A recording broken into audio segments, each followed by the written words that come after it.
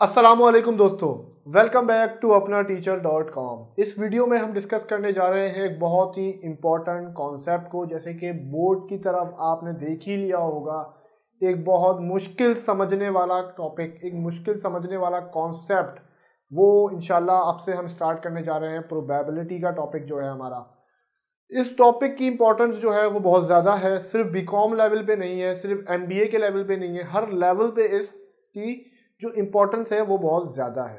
लोग इसको बहुत डिफ़िकल्ट समझते हैं, बहुत मुश्किल समझते हैं और कुछ हद तक सही भी समझते हैं, क्योंकि इसमें सोचने की चीज़ें बहुत ज़्यादा हैं। सवालात सिर्फ दो दो लाइन के हैं, मतलब सवालात तो दो लाइन के हैं, उसके जवाबात भी दो लाइन के हैं, मगर सॉल्व करने के लिए आपको थोड़ा सा अपना दिमाग यूज़ करना होगा। तो इन सवालात को सॉल्व करने के लिए मशवरा यही है कि काम रहना है, पैनिक नहीं करना। जब भी सवाल आए पेपर में तब जाके सॉल्व करना, मेरी वीडियोस को रिकॉल करना पेपर में, इंशाल्लाह सवालात आपके फ़ौरन से सॉल्व हो जाएंगे। क्योंकि ये एक ऐसा है कि मार्क्स गेनिंग है, मार्क्स गेनिंग सेक्शन है आपके बीकॉम के लेवल पे।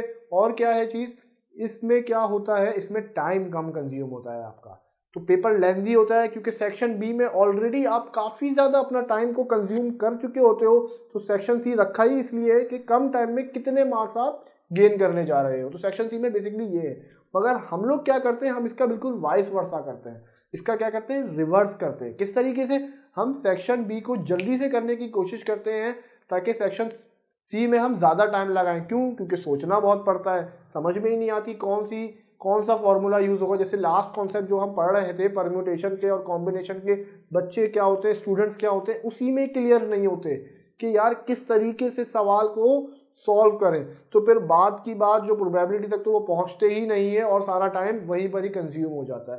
तो सेक्शन बी में टाइम लगाना किस लिए, लेंदी सवालात होते हैं, रिग्रेशन के, कोफिशिएंट के, इंडेक्स नंबर के सवालात जो होते हैं वो लेंदी होते हैं, उसमें टाइम लगता है। तो हमने कहाँ पर अपना टाइम बचाना है, प्रोबेबिलिटी में अपना टाइम को क्या करना है, बचाना है। क्यों?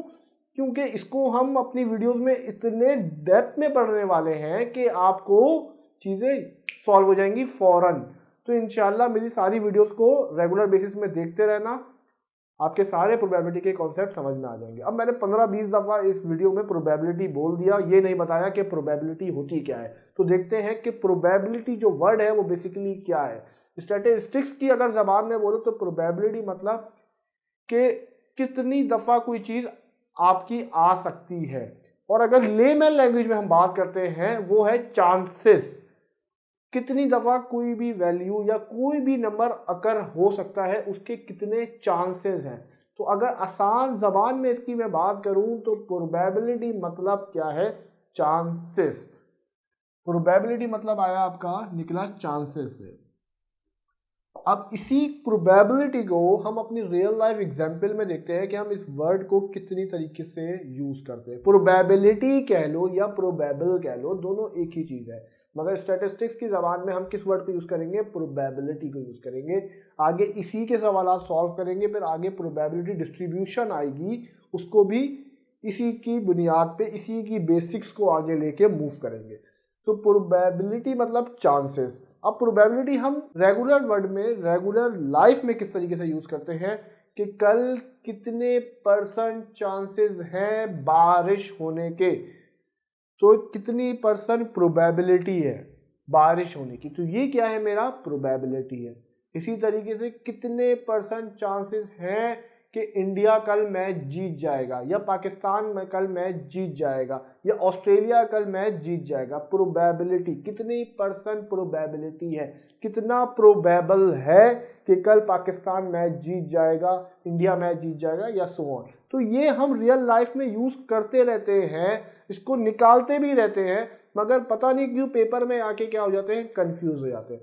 तो कुछ इंपॉर्टेंट टर्मिनोलॉजीज हैं, कुछ इंपॉर्टेंट कॉन्सेप्ट्स हैं जिसको हम प्रोबेबिलिटी के सवालात में बार बार यूज़ करेंगे। ये तो मैंने आपको दी रियल लाइफ एग्जांपल्स। अब थोड़ा सा कोर्स की तरफ आते हैं कि कोर्स में किस तरीके से ये सवाल को पूछेगा। तो अब हम इसको देखते हैं कि स्टैटिस्टिक्स में किस तरीके से इसकी एग्जांपल्स को हम क्रिएट करेंगे और किस तरीके से प्रोबेबिलिटी के कॉन्सेप्ट को अप्लाई करेंगे।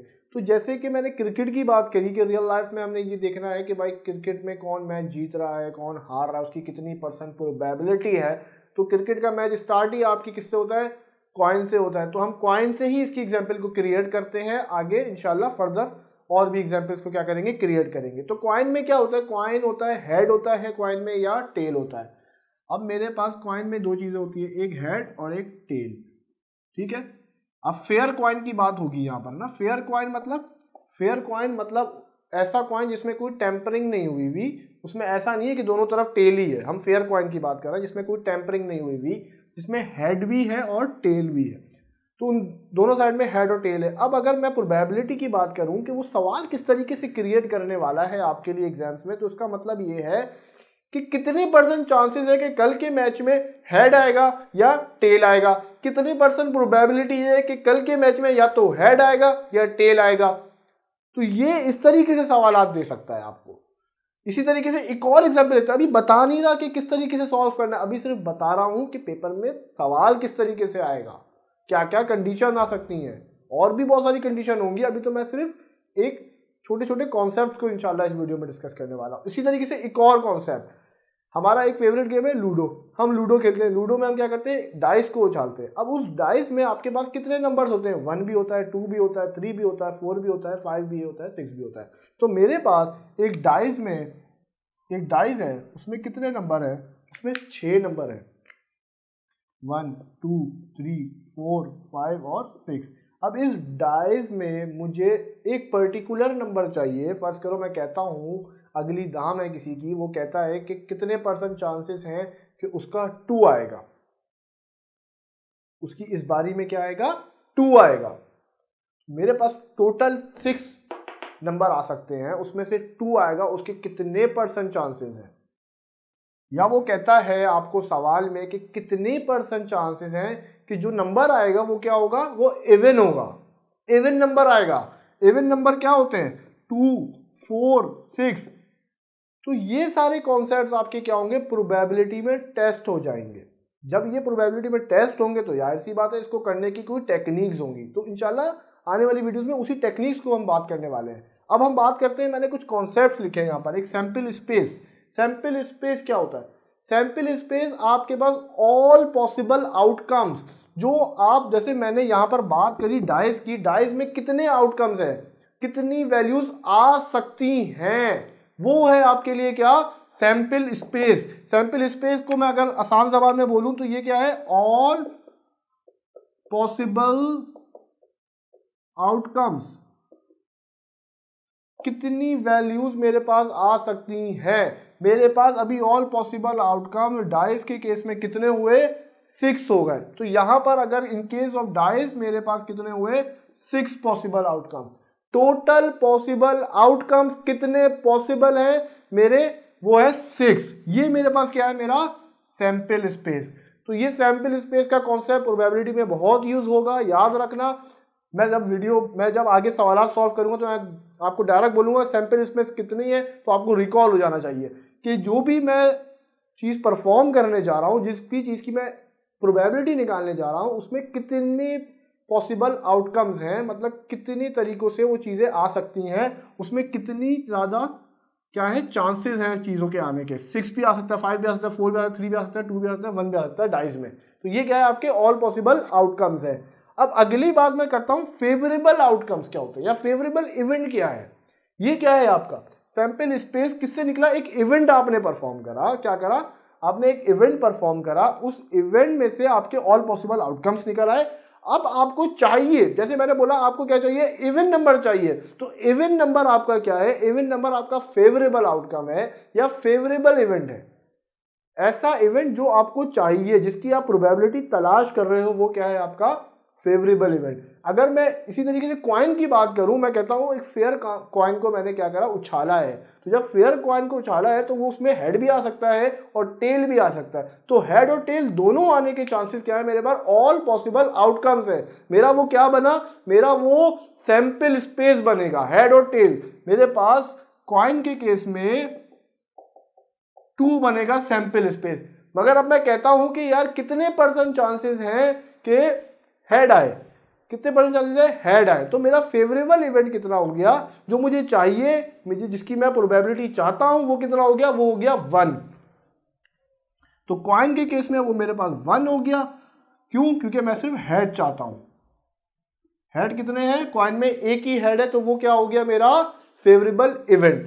और अगर मैं डाइस की बात करूं तो डाइस में वो मेरे पास कितना हो गया? अगर मैं कहता हूं कि मुझे इवन नंबर ऑफ ऑब्जर्वेशंस चाहिए, इवन नंबर ऑफ वैल्यू चाहिए, तो वो कितनी है मेरे पास? वो 2 है, जैसे मैं बता चुका हूं, 4 है और 6 है। वो कितनी है?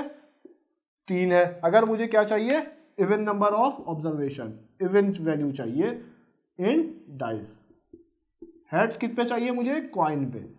तो ये मेरे क्या है? फेवरेबल आउटकम्स हैं। जो भी मैं इवेंट परफॉर्म करने जा रहा हूं उसके फेवरेबल आउटकम, जो मैं चाहता हूं उस ऑब्जर्वेशन से, उस इवेंट से, वो मेरे फेवरेबल हो गए। ठीक है, आउटकम्स कह लो, फेवरेबल इवेंट्स कह लो, इसी तरीके से यहाँ पर सैंपल स्पेस कह लो या और पॉसिबल आउटकम्स कह लो, एक ही बात है। आखिरी चीज जो मैं बताने जा रहा हूं वो है ट्रायल्स। अब ये ट्रायल्स क्या होते हैं? फर्ज करो मैं कहता हूं मैंने डाइस को 6 दफा उछालना है, तो उस डाइस के इवेंट को मैं कितनी दफा परफॉर्म करने जा रहा हूं? वो कितनी दफा परफॉर्म करने जा रहा हूं? 6 दफा। तो उस इवेंट को मैं कितनी दफा परफॉर्म करने जा रहा हूं? मैं उस इवेंट को 6 दफा परफॉर्म करने जा रहा हूं। मतलब मेरे क्या है? ट्रायल्स कितने हैं? वो 6 है। तो याद रखना ये सारी चीजें यूज होनी चाहिए। इसी तरीके से मैं अगर हेड टॉस किसी गेम में 3 दफा हो रहा है, किसी गेम में टॉस जो है वो 3 दफा हो रहा है, कह रहा है बेस्ट ऑफ 3 होगा। बेस्ट ऑफ 3 होगा तो मतलब टॉस कितनी दफा उछलेगा? 3 दफा उछलेगा। जब वो 3 दफा उछलेगा तो मेरे ट्रायल कितने हुए? 3 हुए। तो यहां पर मेरे क्या होंगे? Number of times events will be perform. जितनी दफा आपके इवेंट्स को परफॉर्म किया जाएगा वो आपके क्या होंगे? वो आपके ट्रायल्स होंगे। 3 इंपॉर्टेंट कॉन्सेप्ट है, सैंपल स्पेस, फेवरेबल इवेंट्स और लास्ट इज योर ट्रायल्स। तो ये 3 इंपॉर्टेंट कॉन्सेप्ट है, अपने जहन में रखना प्रोबेबिलिटी के लिए। अभी प्रोबेबिलिटी स्टार्ट नहीं करी है, सिर्फ बेसिक कॉन्सेप्ट दिया है। अब ये जो मैंने क्राइटेरिया बोला कि इवन नंबर ले आऊंगे तो किस तरीके से सॉल्व करना है, इसको मैं इंशाल्लाह नेक्स्ट वीडियो में बताने वाला हूं कि अगर इवन नंबर आता है तो किस तरीके से सॉल्व करना है, हमारा क्या सैंपल स्पेस बनेगा, हमारा क्या फेवरेबल इवेंट बनेगा, क्या ट्रायल्स होंगे, और इस तरीके से अगर फेयर कॉइन है, हेड और टेल में से अगर मुझे हेड चाहिए तो किस तरीके से सवाल को हमने ग्रिप पे लाना है और सॉल्व करना है। इंशाल्लाह नेक्स्ट वीडियो में हम इसी कॉन्सेप्ट को आगे मूव करेंगे। इंशाल्लाह अपना बहुत ख्याल रखिएगा। Thank you so much.